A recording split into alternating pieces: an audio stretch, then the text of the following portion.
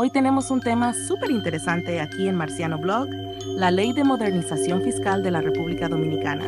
Ojo, todo lo que está diciendo aquí, recuerda a la gente que no eres tú que te lo está inventando, es de acuerdo a la ley que te pasé. Háblame un poco ahora de ese impuesto que le van a poner a las cosas que tú compres online, pero me puedes dar ejemplo en otros países que tengan o no tengan ese tope de gastos.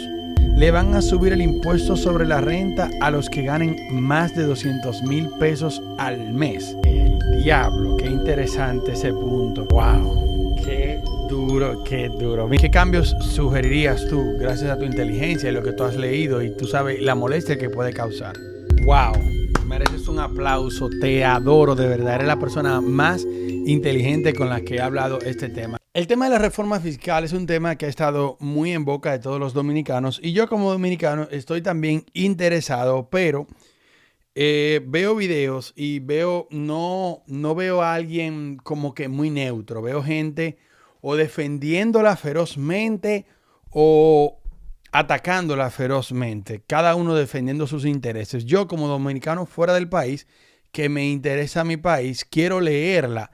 La reforma, quiero leer la ley de modernización fiscal en la República Dominicana y darle mi punto de vista, pero son 60 páginas y para eso existe algo que se llama la inteligencia artificial. Yo le voy a mandar la ley y voy a tener una conversación con ChatGPT. Aquí está la ley, lista, pero vamos a hacerlo por voz. Y yo le voy a comenzar a hacer preguntas. Listo, vamos a darle con el tema de la ley de modernización, motivo de la reforma, no me diga nada. Así no lo quiero. Vamos a hacerlo hablado para que la gente pueda escuchar. No voy a activar el modo de voz avanzada porque ese modo no tiene acceso al internet. Y yo quiero que tenga acceso al internet para las preguntas que le voy a hacer. Vamos a ver, ya está cargando. Está bonito el background ahí. Hola, ¿cómo estás? Hola, ¿todo bien? Gracias por preguntar. ¿Y tú cómo andas? ¿Leíste la reforma fiscal?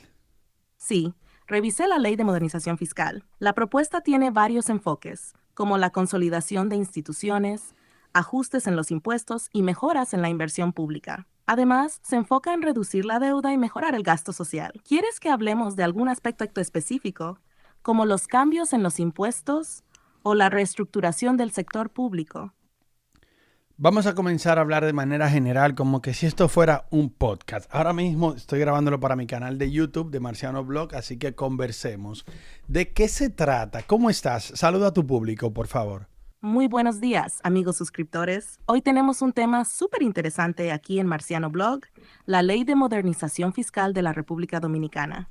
Vamos a desglosar todo lo que necesitas saber sobre esta reforma que promete cambiar la manera en que se maneja el dinero público y cómo impactará a tu bolsillo. Primero, ¿de qué se trata esta ley? Básicamente, busca mejorar la eficiencia del gasto público, reducir el endeudamiento y garantizar que los servicios esenciales lleguen de manera más efectiva. También trae ajustes importantes en los impuestos como el e-base y el impuesto sobre la renta y propone medidas más estrictas contra la evasión fiscal. Además, el gobierno está apostando por una gran reestructuración del sector público, fusionando y eliminando instituciones para ser más eficiente. ¿Cómo te suena hasta aquí?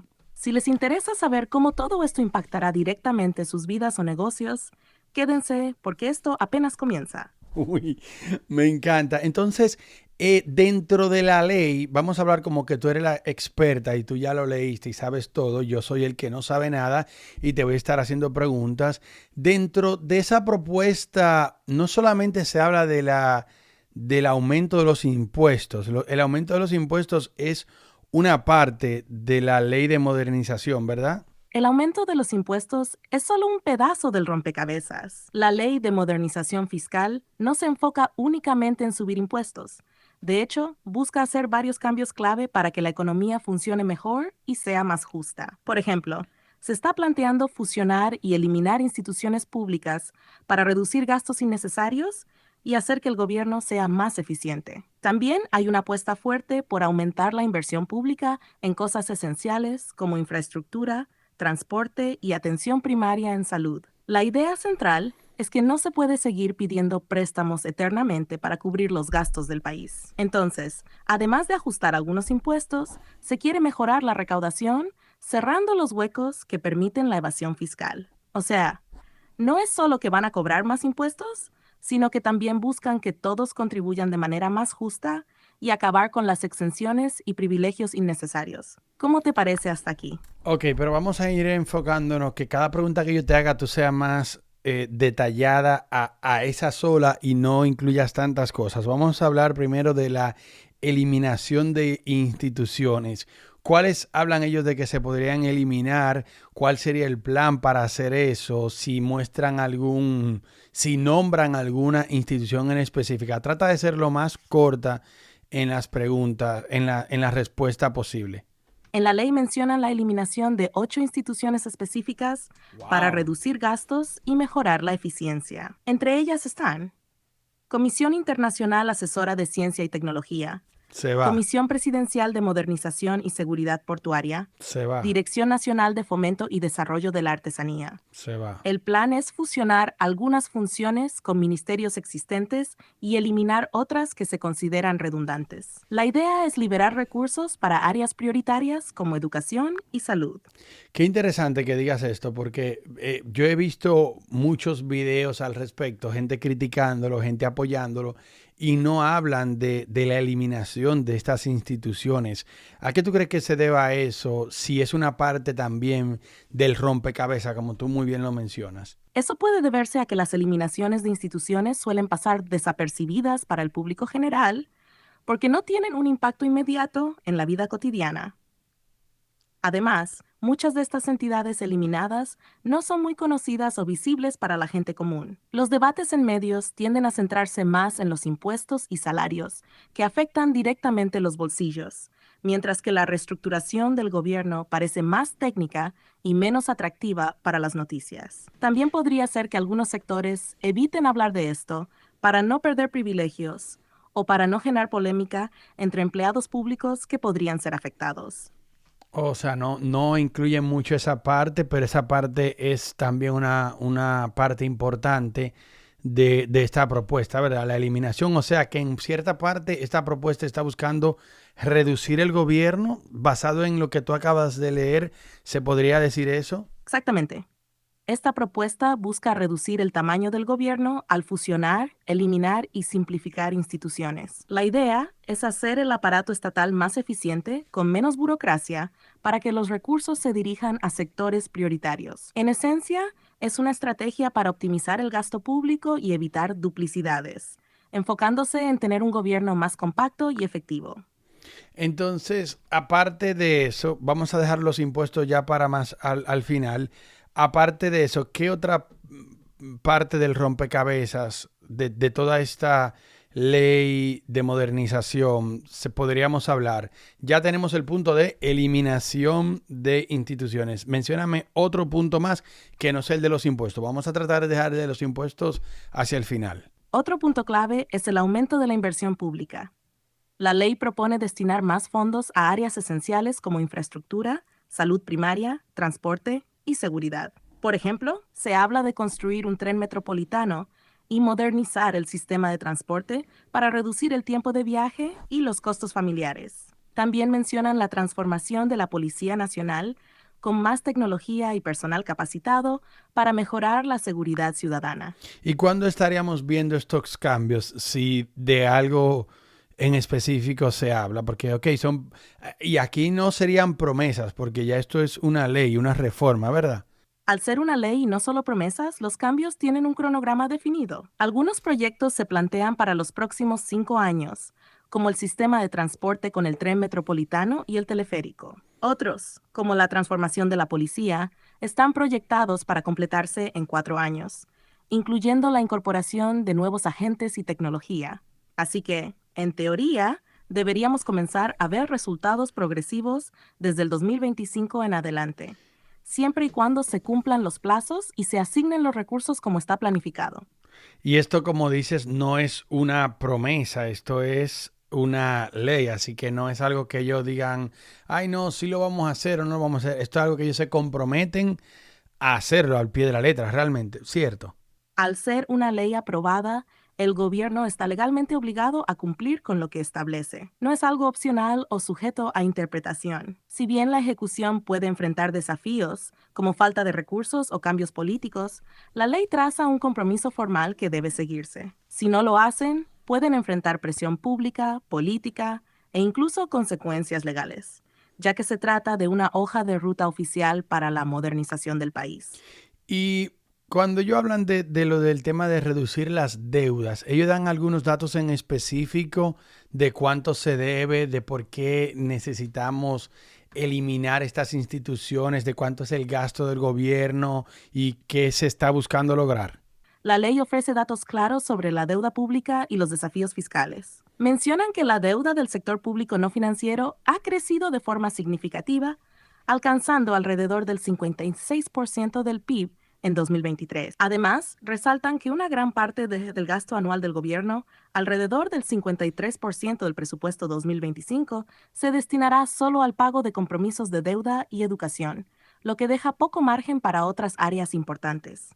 Por eso buscan eliminar instituciones y contener el gasto público, con el objetivo de reducir el endeudamiento y mejorar la eficiencia financiera, permitiendo así que más recursos se inviertan en infraestructura y servicios esenciales sin tener que seguir recurriendo a préstamos. O sea que si había un déficit en el país, ¿verdad? Un déficit financiero y se habla de desde cuándo está este déficit. Ellos mencionan que el déficit financiero del país ha sido un problema Ella dice, persistente. exacto. Resaltan que desde el 2020, con la pandemia del COVID-19, la deuda aumentó significativamente para cubrir las necesidades urgentes de ese momento. Sin embargo, el déficit ya venía acumulándose antes, y la deuda del sector público ha ido subiendo desde 2005, cuando estaba en torno al 32% hasta llegar al 56.6% en 2023.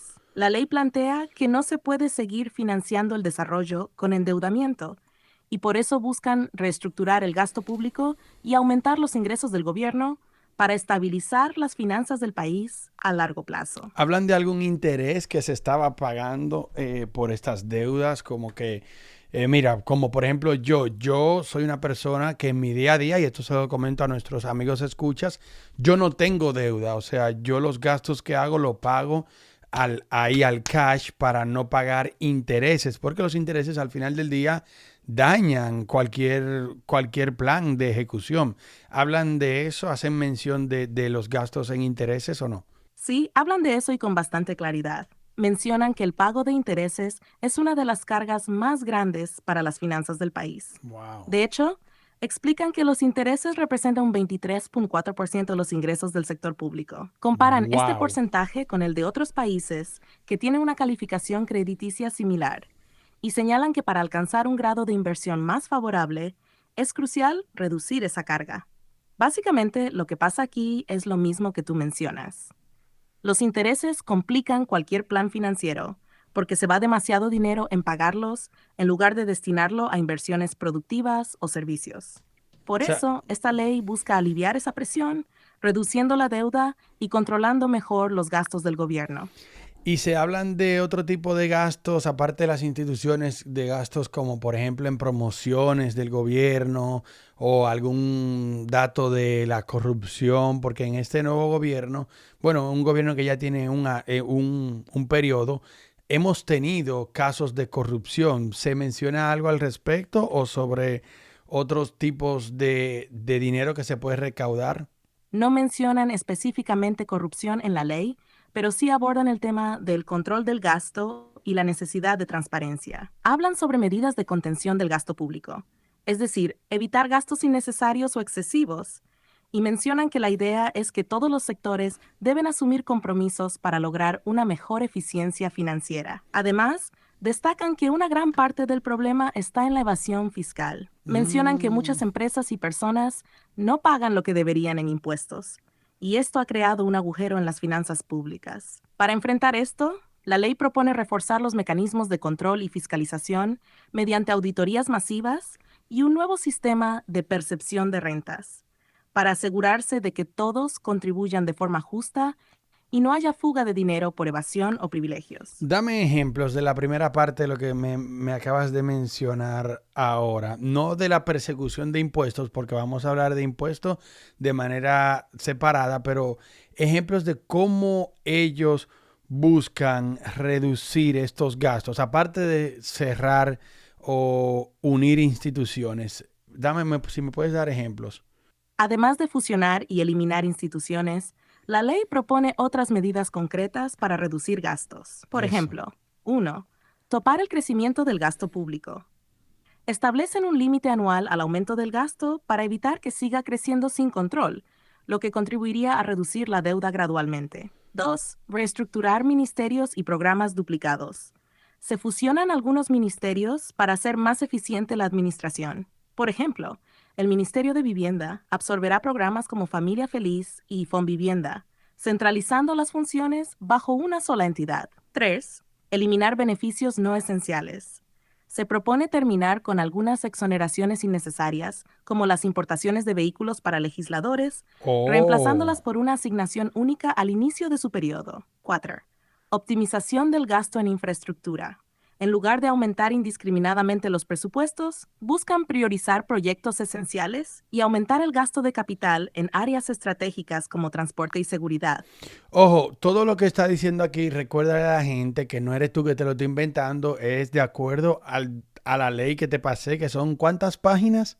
Todo lo que menciono proviene del documento que me compartiste, que tiene 59 páginas en total. Estoy basándome en los puntos específicos que ahí se describen, como la fusión de ministerios, topes al gasto público y la eliminación de exoneraciones, para explicarlo de forma clara y precisa. Cuando ellos hablan del tope el punto número 1 de topar el gasto público o topar el crecimiento, ¿tú me puedes detallar un poquito más de eso? Obviamente, si ellos dieron detalles al respecto.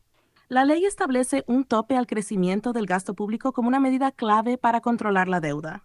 Básicamente, esto significa que cada año el gasto del gobierno no podrá crecer más allá de un límite específico. Wow. La idea es mantener el gasto bajo control, sin depender tanto de préstamos para cubrir déficits. Aunque no dan un número exacto del porcentaje de tope en el documento, mencionan que la intención es reducir progresivamente el coeficiente de deuda en relación con el PIB. De esta manera, buscan evitar que el país se endeude más para financiar sus operaciones regulares. El enfoque es hacer que el gasto sea sostenible a largo plazo, priorizando áreas esenciales como salud y educación. O sea que eso no existía antes, un tope de gastos del gobierno, como que no siga creciendo y saliendo un poquito del documento, no mucho, pero me puedes dar ejemplo en otros países que tengan o no tengan ese tope de gastos. Antes no existía ese tipo de control en la República No Dominicana, mames. lo que permitía que los gastos del gobierno crecieran sin una restricción clara, alimentando la deuda.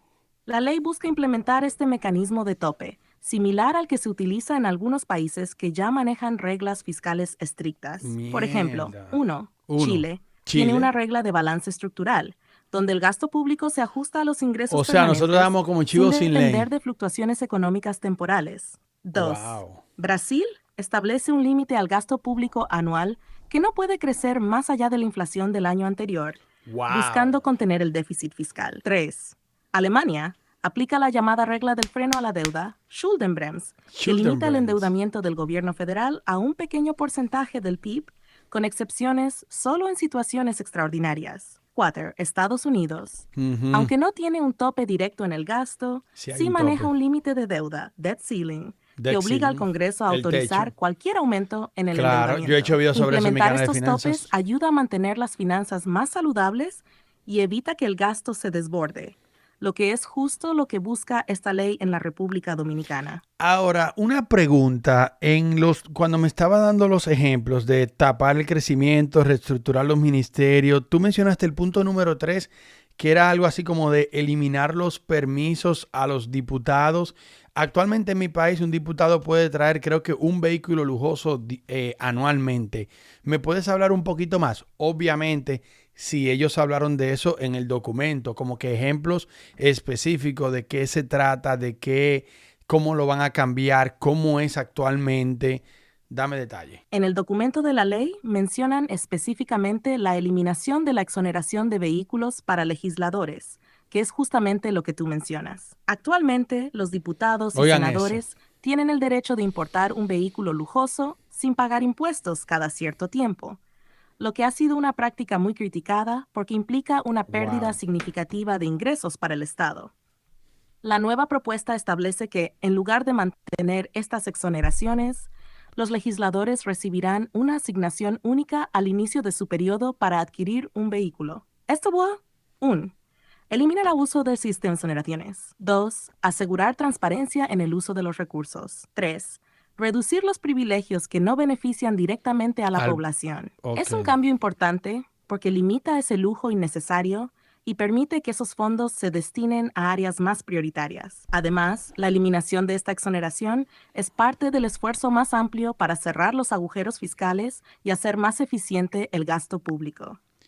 Entonces, eso es bueno, eso es beneficioso para el país. Ese punto de quitarle eso, ahí es el gobierno mismo se está quitando beneficios o digamos los participantes del gobierno. Este es un punto positivo, porque el gobierno y los legisladores renuncian a privilegios que por años han sido criticados. Al eliminar estas exoneraciones, no solo se da un mensaje de austeridad y compromiso con la eficiencia del gasto público, sino que también se recuperan recursos que antes se perdían en beneficios particulares. Es una señal importante para la población, porque muestra que la reforma no solo recae en los ciudadanos con más impuestos, sino que también el mismo gobierno está dispuesto a sacrificar privilegios.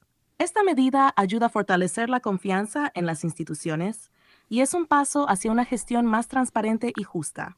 Oye, eso está súper excelente porque eso siempre ha sido criticado. Vamos ahora a pasar, o crees que deberíamos de hablar de la evasión de los impuestos antes de pasar al aumento de los impuestos?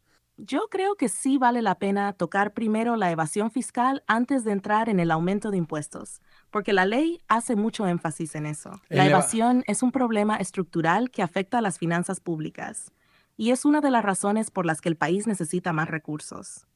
Según el documento, mencionan que hay una alta evasión y elusión en varios sectores, lo que significa que muchas empresas y personas no pagan lo que deberían, usando lagunas legales o simplemente evadiendo. La ley propone varias medidas para cerrar estos huecos. 1. Auditorías masivas y fiscalización para detectar quién está reportando menos ingresos de los que genera. 2. Cruces de información entre el consumo real y los ingresos declarados para identificar evasores. 3. Pero está bueno. Creación de un sistema de percepción de rentas, donde algunos sectores actuarán como agentes que retendrán impuestos al momento de las transacciones para asegurar la recaudación. Esto busca ampliar la base de contribuyentes y garantizar que quienes deben pagar lo hagan de manera justa, sin depender tanto de subir impuestos. ¿Qué opinas? ¿Seguimos por aquí o pasamos al aumento de impuestos? Vamos a seguir un poquito con la evasión. O sea, entonces no se va a poner mano dura en contra de lo que evadan pagar sus impuestos. Y también, vamos, antes, respóndeme eso.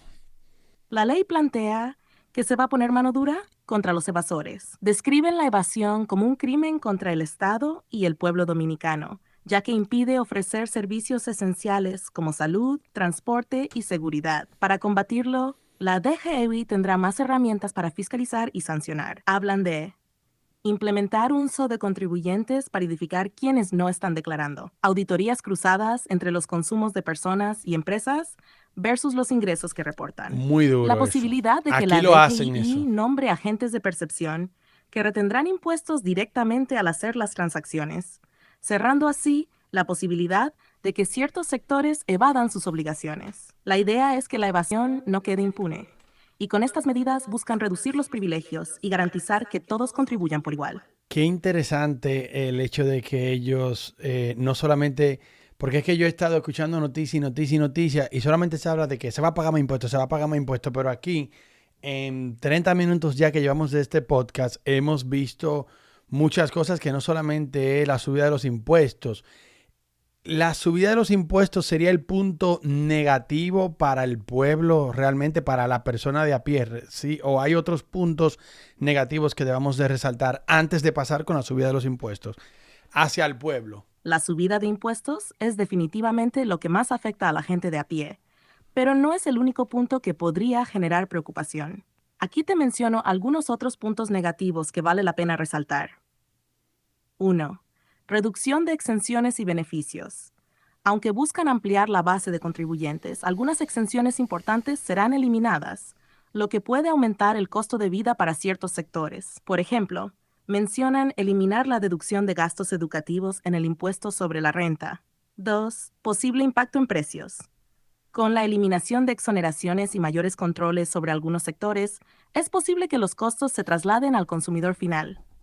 Esto podría afectar productos básicos o servicios esenciales. 3.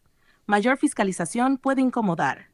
Aunque es positivo reducir la evasión, los procesos de auditoría y cruce de información podrían ser complicados o generar incomodidad en las personas que sí cumplen con sus impuestos, ya que el control será más estricto. Entonces, aunque la intención general de la ley es mejorar las finanzas públicas, algunas medidas podrían sentirse como una carga adicional para la clase trabajadora. Sin embargo, es claro que el enfoque también busca repartir mejor esa carga, evitando que siempre sean los mismos los que paguen. Pero esos 3 puntos que dices, de reducir las extensiones y los beneficios, el impacto en los precios, ese tipo de medidas también se ha tomado en otros países. ¿Me puede dar 3 ejemplos para que el país eche adelante? Porque mi país es un país, tú sabes, nos dice mucho tercermundista y tal, y parte de eso es porque no se paga tanto impuesto como, por ejemplo, yo vivo aquí en los Estados Unidos y aquí se paga mucho impuestos y aquí hay controles bien estrictos. O sea, tú mencionabas el punto de comparación. Se separó. Muchos países han tomado medidas similares para fortalecer sus finanzas y avanzar hacia un desarrollo más sostenible. Aquí tienes 3 ejemplos donde reducir exenciones, aumentar controles y subir impuestos ha sido parte del proceso de crecimiento. Uno, esto, como mencionaste, en Estados Unidos hay una Estados cultura Unidos. fuerte de fiscalización. La Ujú. IRS audita y cruza datos constantemente, y las personas saben que el incumplimiento tiene consecuencias serias. Además, muchas exenciones se han reducido con el tiempo para garantizar más ingresos. Por ejemplo, eliminando algunas deducciones personales con la reforma de 2017. 2. Chile. En su camino hacia convertirse en uno de los países más estables de la región, Chile racionalizó los incentivos fiscales y aumentó el IVA, equivalente al IS, al 19%, eliminando varias exenciones. Esto le permitió tener una recaudación más eficiente y sostener una fuerte inversión en infraestructura y programas sociales. 3. Costa Rica. Para enfrentar una crisis fiscal reciente, ampliaron la base del IVA e implementaron controles más estrictos sobre los gastos del gobierno. También establecieron un marco de responsabilidad fiscal parecido al que ahora se quiere implementar en la República Dominicana para evitar que el gasto público siga creciendo sin control. Estos ejemplos demuestran que, aunque subir impuestos y reducir beneficios puede ser impopular al principio, es Oigan una eso. medida necesaria para fortalecer las finanzas públicas y lograr un crecimiento más sostenible. O sea, se podría decir que es un es una cura necesaria. Es como esa vitamina que tomas que sabe malo, pero tú sabes que a largo plazo te va a ayudar. Es como una medicina amarga, pero necesaria para fortalecer las finanzas del país. Al principio puede doler, especialmente porque impacta el bolsillo de la gente, pero a largo plazo el objetivo es crear un sistema más sostenible, donde el Estado pueda ofrecer mejores servicios sin depender tanto de préstamos. Si se hace bien, con control del gasto, reducción de la evasión y usando los impuestos para invertir en salud, educación e infraestructura, el país puede salir más fuerte. Es como esa inversión inicial que al final rinde frutos, elevando la calidad de vida y creando un entorno económico más sólido para todos. Qué bonito quedó eso, de verdad. Yo espero que mi editor nos dé esta parte para subirlo para Instagram, porque está muy importante. Ahora hablamos de la subida del impuesto al pueblo, que es lo que más le duele. Comienza, dale, toma el piso, mi amor. Bueno, ahora vamos con la subida de impuestos, que es sin duda el punto que más le preocupa al pueblo. La ley propone ajustes en varios impuestos clave para aumentar la recaudación. Aquí te explico los más importantes. 1. Impuesto sobre la renta. Se introduce un nuevo tramo del 27% para personas con ingresos superiores a R$ 2.4 millones anuales, unos 200,000 mensuales. Esto solo afectará al 1% de los contribuyentes, es Ok. decir, quienes tienen los ingresos más altos. Van a ITBs, pagar más. IVA. La ley busca mantener una tasa general del 18%, pero eliminar algunas exenciones para productos y servicios que actualmente no pagan este impuesto, como ciertos bienes importados de bajo valor. 3. Impuestos selectivos al consumo. Se sube el impuesto a las bebidas alcohólicas y también se introduce un nuevo impuesto a las bebidas azucaradas, que dependerá del contenido de azúcar por cada 100 mililitros. 4. Vehículos. Se aumenta el impuesto de circulación de vehículos, que ahora será de $6,000 para carros con menos de 5 años y $3,000 para vehículos más antiguos. En resumen, aunque estos impuestos buscan mejorar las finanzas públicas, es evidente que el costo se trasladará al consumidor, afectando principalmente al ciudadano de a pie. Por eso, la ley se enfoca también en mejorar la fiscalización y reducir la evasión, para que todos paguen su parte y el peso no recaiga siempre en los mismos. Entonces, vamos por cada uno de los puntos. El punto primero, que tú cuando dices un número te me enredas. Le van a subir el impuesto sobre la renta a los que ganen más de 200,000 pesos al mes. La ley introduce un nuevo tramo en el impuesto sobre la renta que afecta a las personas con ingresos superiores a 200,000 mensuales o 2,4 millones anuales. A partir de ese umbral, tendrán que pagar un 27% de impuesto, en lugar del 25% que se aplicaba anteriormente. Lo importante aquí es que este aumento solo impacta al 1% de los contribuyentes, es decir, a los que tienen los salarios más altos del país. O sea, a los ricos.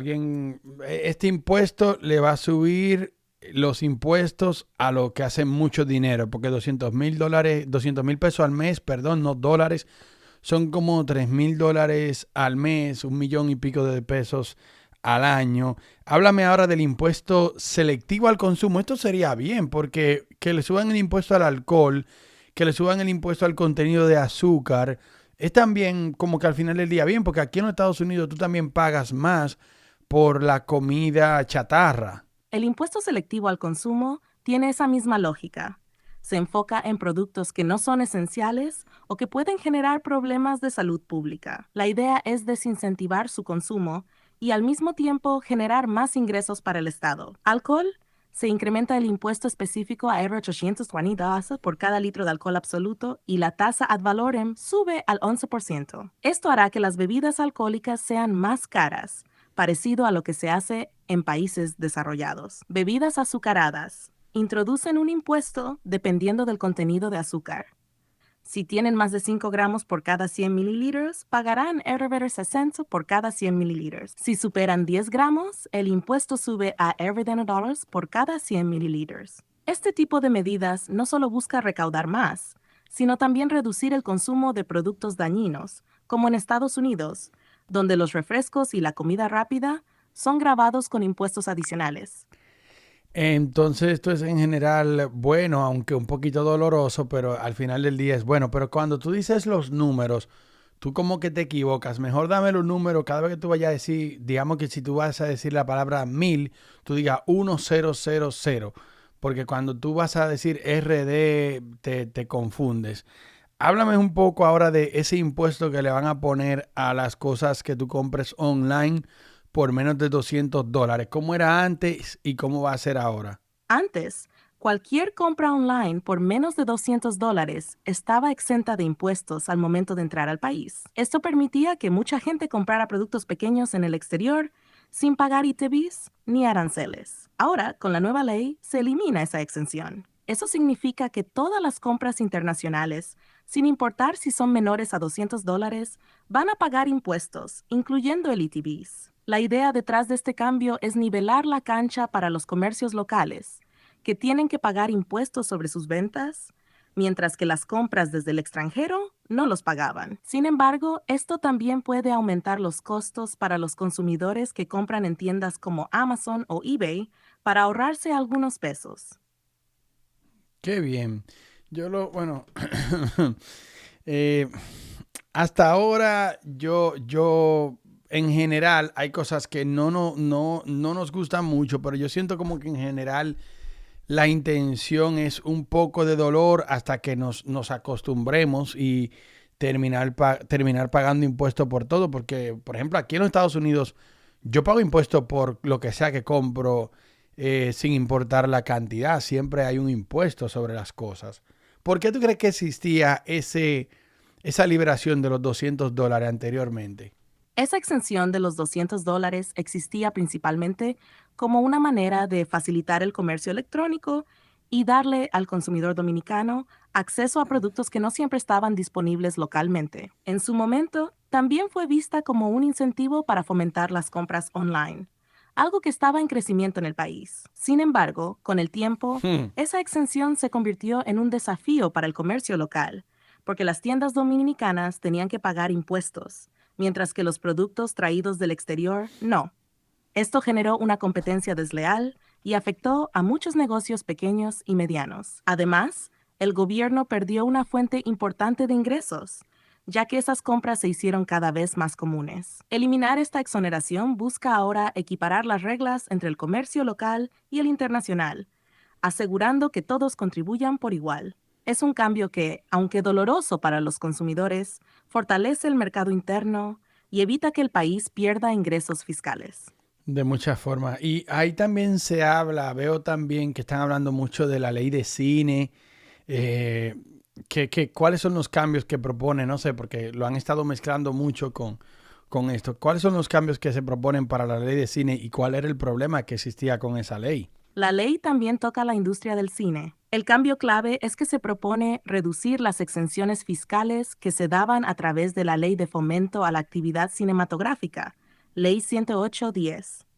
El objetivo es racionalizar los incentivos porque, según el gobierno, se estaban otorgando demasiadas exenciones, lo que representaba una pérdida de ingresos significativa para el Estado. El problema que mencionan es que, aunque la ley de cine ha fomentado producciones y atraído inversiones, algunos proyectos abusaban del sistema o no generaban el impacto económico esperado. Las producciones, además, recibían tratamientos preferenciales que el resto de los sectores económicos no tenían, lo que provocaba inequidades fiscales. Con esta reforma, buscan limitar los beneficios y eliminar algunos artículos de la ley original para que los proyectos cinematográficos paguen impuestos más justos. Esto garantizará que el incentivo siga existiendo, pero de una manera más controlada y sin afectar tanto la recaudación del país. O sea, no es como que lo eliminan al 100%, es que van a haber cambios y lo piensan ajustar. Exactamente, no van a eliminar por completo los incentivos a la industria del cine, sino que buscan ajustarlos y controlarlos mejor. La idea es mantener el apoyo para que las producciones sigan creciendo, pero sin que se convierta en un agujero fiscal para el Estado. Se eliminan algunos beneficios que no estaban generando el impacto esperado y se alinean las exenciones con un enfoque más eficiente. Por ejemplo, las producciones deberán cumplir ciertos criterios más claros para acceder a los incentivos, evitando abusos y garantizando que el beneficio realmente contribuya al desarrollo económico del país. Ok, o sea, pero es porque yo te hago esa pregunta porque yo he visto varios videos y se habla como que se elimina la ley, que se elimina la ley de cine, que se elimina, que van a subir los impuestos hasta las nubes. Entonces, es bueno que estemos haciendo este podcast porque yo personalmente estoy entendiendo mucho más al respecto. Y ese es precisamente el objetivo de esta conversación, aclarar las cosas. Muchas veces la información que circula en redes y en los medios puede ser exagerada o malinterpretada. No están eliminando la ley de cine, solo la están ajustando para que siga siendo útil, pero sin generar pérdidas innecesarias para el Estado. Lo mismo pasa con los impuestos.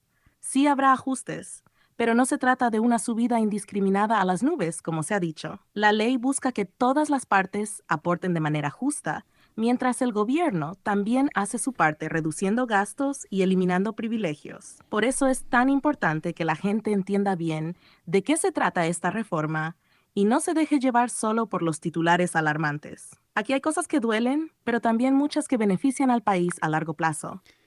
Y por último, yo te quiero hacer esa pregunta, pero más al final, y si ves que estoy terminando y se me olvida, lo podemos agregar, pero también hablan de los influencers que ganan dinero por YouTube, que no pagan impuestos en el país, pero ya ellos han pagado impuestos en los Estados Unidos. ¿Hay algo al respecto en esta ley? Esa es una excelente pregunta. Y sí, En la ley hay mención sobre la fiscalización de personas físicas y sectores que antes no contribuían adecuadamente, lo que podría incluir a influencers o creadores de contenido. Aunque no se menciona explícitamente a YouTubers o influencers, la ley establece que se van a realizar auditorías más detalladas y cruces de información para identificar ingresos no reportados. Esto es importante porque muchas personas que generan ingresos digitales desde plataformas internacionales como YouTube o Twitch suelen decir que ya pagan impuestos en el país donde la plataforma tiene sede, por ejemplo, en Estados Unidos. Sin embargo, la ley busca asegurar que todos los ingresos percibidos por personas residentes en República Dominicana también contribuyan localmente. Lo más probable es que, con esta reforma, los creadores de contenido tengan que declarar sus ingresos en el país, incluso si ya pagaron alguna retención en otro lugar, como Estados Unidos. La ley se enfoca en evitar la doble no tributación, es decir, que no se aprovechen vacíos legales para no pagar impuestos en ningún lado. Y eso del cruce de información, yo te quería hablar sobre eso, porque aquí se hace el cruce de información. ¿Eso anteriormente no se aplicaba en la República Dominicana de acuerdo a lo que dice el documento? ¿O ellos lo presentan como algo nuevo o algo que se va a aplicar mejor? Según lo que menciona el documento, el cruce de información es presentado como una estrategia reforzada que ahora se aplicará de manera más sistemática. Aunque la Dirección General de Impuestos Internos de DGIUS ya tenía algunas herramientas de control, no se usaban con la rigurosidad necesaria o en la magnitud que se está proponiendo ahora. La ley plantea que se realizarán auditorías masivas y se cruzarán los datos de ingresos reportados por las personas y empresas con su nivel de consumo real. Por ejemplo, si alguien declara ingresos bajos, pero mantiene un estilo de vida lujoso o realiza grandes gastos, eso podría activar una fiscalización inmediata. Este cruce también se aplicará entre instituciones públicas y privadas, como bancos y empresas, para detectar ingresos no declarados. Es un cambio importante porque, al aplicar esta estrategia de forma más estricta, buscan cerrar los huecos de evasión y asegurarse de que todas las personas con capacidad económica paguen su parte justa de impuestos, algo que en otros países como Estados Unidos ya se hace rutinariamente. Exactamente. Yo te iba a pedir un ejemplo de algún cruce de información, pero de la manera más sencilla que lo puedas explicar. ¿Qué es el cruce de información? El cruce de información es como comparar dos listas para ver si los números coinciden. Por ejemplo, imagina que tu banco reporta que gastaste $500,000 en un año, pero cuando tú declaras tus impuestos, dices que solo ganaste $300 ese mismo año. Ahí no cuadra la información. El Ujú. gobierno utiliza estos datos para detectar si estás ocultando ingresos o declarando menos de lo que realmente ganas. Así pueden investigar más a fondo y asegurarse de que nadie evada impuestos. Ok, ya lo entendí perfectamente, pero ya yo creo que ya estamos bien, llevamos más de 45 minutos aquí. ¿Algún otro detalle? Oh, no, lo que te quería decir, ya que lo hemos leído, o algún otro detalle que tú creas que sea importante que debamos de mencionar aquí antes de despedirnos. Un último detalle importante es que esta ley también pone mucho énfasis en la simplificación del sistema tributario. Eso significa Más que buscan simple. hacer que pagar impuestos sea más fácil para todos, especialmente para las micro y pequeñas empresas. Por ejemplo, mencionan que las microempresas ya no tendrán que pagar el anticipo El del impuesto sobre la renta anticipo.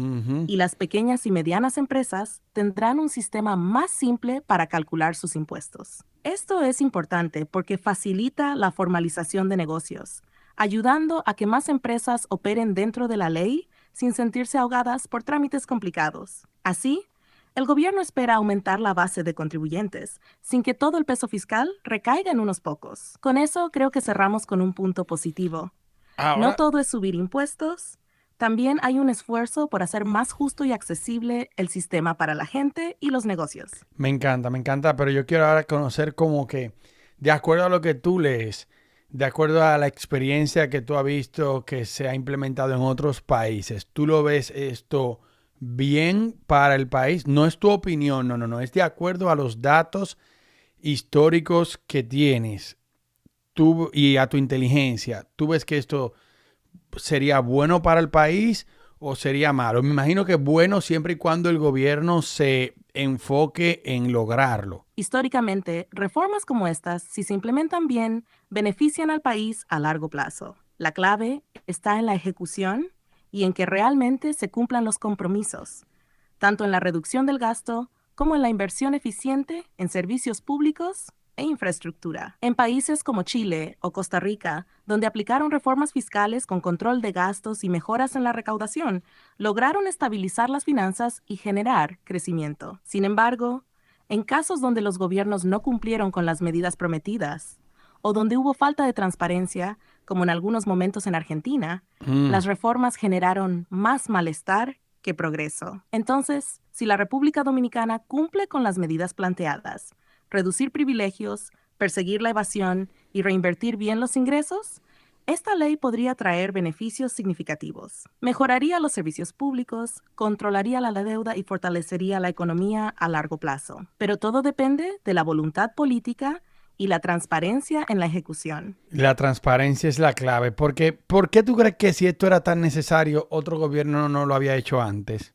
La razón principal por la que otros gobiernos no tomaron estas medidas antes suele estar relacionada con factores políticos y presión Política. social. Presión Implementar una Nadie reforma quiere. fiscal como esta es impopular porque implica cambios dolorosos a corto plazo, subir impuestos, eliminar privilegios y reestructurar instituciones. Los gobiernos a menudo evitan estas decisiones por miedo a perder apoyo político o enfrentar protestas. Y Además, algunos gobiernos prefieren evitar confrontarse con sectores poderosos, como grandes empresas o instituciones con privilegios fiscales.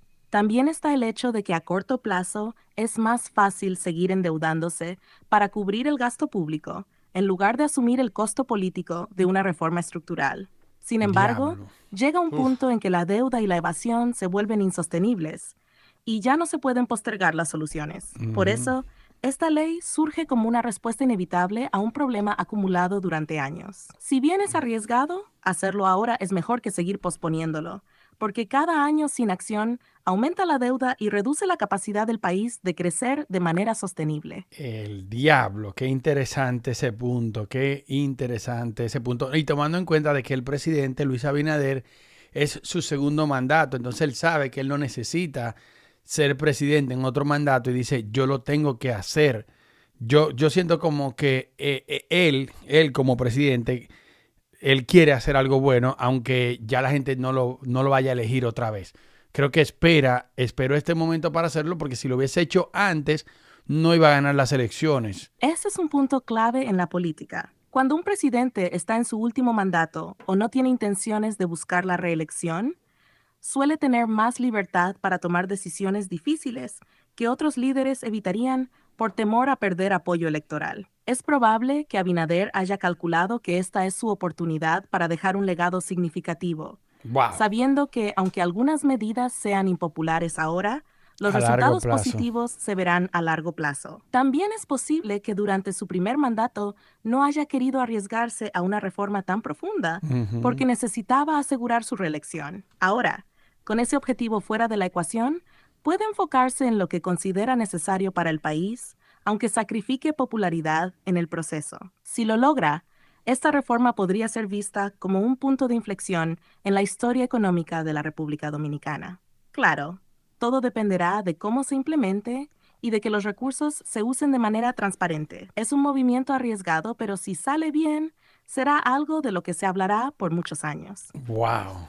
Qué duro, qué duro. Mira, ahora mi equipo me está diciendo que están hablando de que van a cobrar impuestos también a los ahorros. ¿Eso es cierto? ¿Habla de eso el documento? El documento menciona un ajuste en los impuestos sobre los intereses generados por los ahorros. Actualmente, en la República Dominicana, los intereses que ganan los ahorros en cuentas bancarias y algunos instrumentos financieros están exentos de impuestos o tienen un tratamiento más favorable.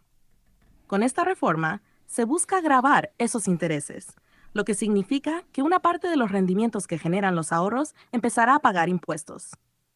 La medida se justifica como parte del esfuerzo por ampliar la base tributaria y hacer que todos los ingresos financieros también contribuyan al sistema fiscal. Este tipo de impuesto es común en otros países, Es común. como en Estados Unidos, Claro. donde los rendimientos financieros están sujetos a impuestos. Claro. Pero puede generar malestar en quienes ven sus ahorros como una forma segura de proteger su dinero.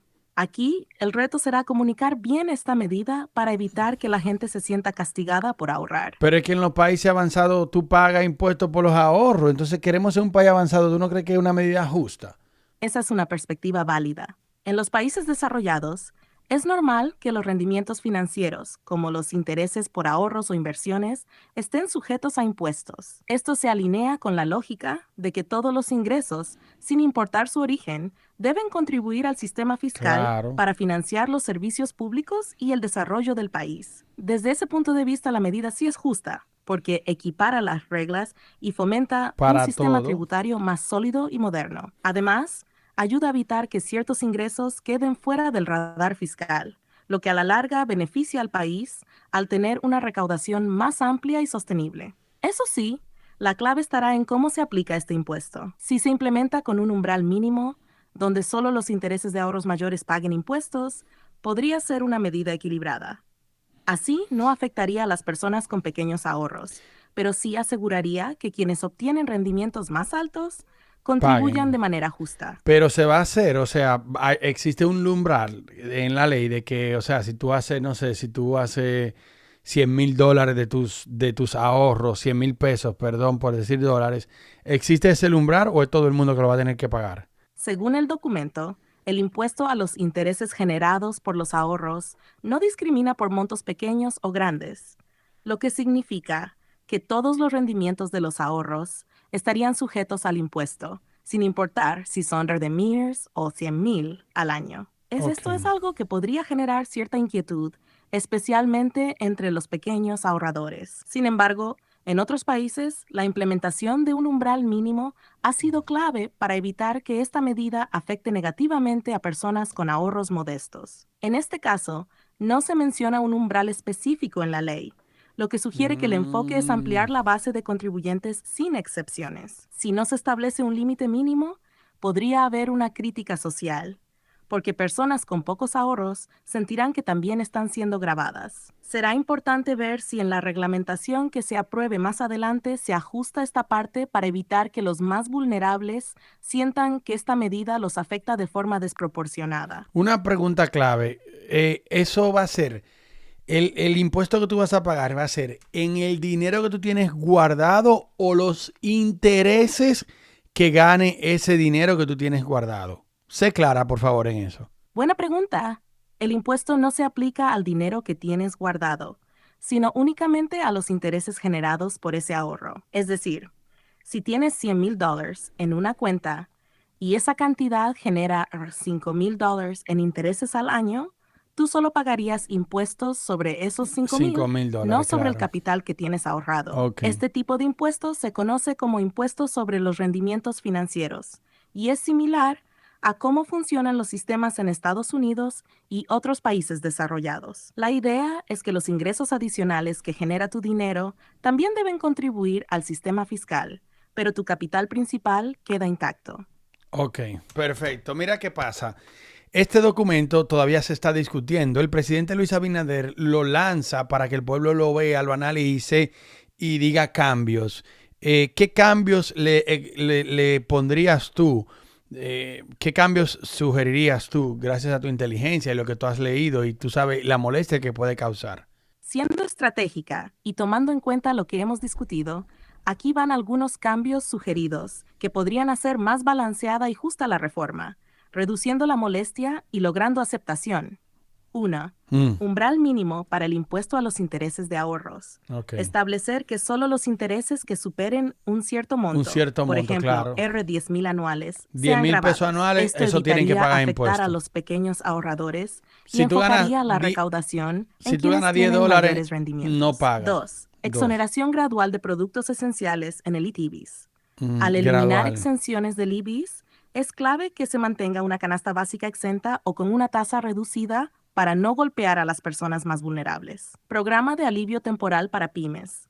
Crear un periodo de adaptación para pequeñas y medianas empresas Wow. que enfrenten dificultades por la eliminación de algunas exoneraciones, brindando incentivos temporales o créditos fiscales. Temporal, para Revisión que no fue periódica el y golpe. transparencia del gasto. incluir en la ley auditorías públicas anuales sobre el Auditoría. destino de los nuevos ingresos fiscales. Esto Uf, reforzaría la confianza de la gente en que el claro. dinero recaudado realmente va a educación, salud e infraestructura. 5. Campañas de educación fiscal. Implementar campañas para que la gente entienda por qué se aplican estos cambios y cómo benefician al país a largo Demonios. plazo. Esto reduciría la resistencia y crearía más colaboración ciudadana. Estas modificaciones no solo facilitarían la aceptación de la reforma, sino que también protegerían a los más vulnerables, garantizando que el proceso sea más justo y que los ingresos se gestionen con transparencia. Wow. Mereces un aplauso. Te adoro, de verdad. Eres la persona más inteligente con la que he hablado este tema. No por tanto te dicen inteligencia artificial. De todas formas, corazón, esta ley está siendo mostrada y van a haber cambios. Hay discusiones ahora mismo en el Senado, en la Cámara de Diputados y todo esto se está hablando. Vamos a tener una segunda parte con los cambios y lo vamos a analizar aquí. ¿Qué tú crees? Me encantaría, claro que sí, estaré lista para esa segunda parte. Este tipo de análisis es súper importante porque estamos hablando de decisiones que impactarán el futuro del país. Wow. Así que cuando los cambios estén listos, los desglosamos juntos y vemos qué tanto se ajustaron las propuestas a las necesidades del pueblo. Gracias por la conversación tan enriquecedora. Espero esa segunda parte con ansias, corazón. Gracias a ti, bebé. Tú fuiste la que hiciste la mayor parte del trabajo. Dile a la gente que se suscriba y que le dé like al video y que nos vemos en la próxima ya para cerrar. Amigos, no olviden suscribirse al canal, darle like a este video y activar la campanita para que no se pierdan ninguno de nuestros próximos episodios. Si les gustó este análisis, déjenos sus comentarios y compartan este video con más gente para que todos entendamos mejor esta reforma. Con el presidente. Nos vemos en la próxima con más detalles y los cambios finales de esta ley. Un abrazo y hasta la próxima.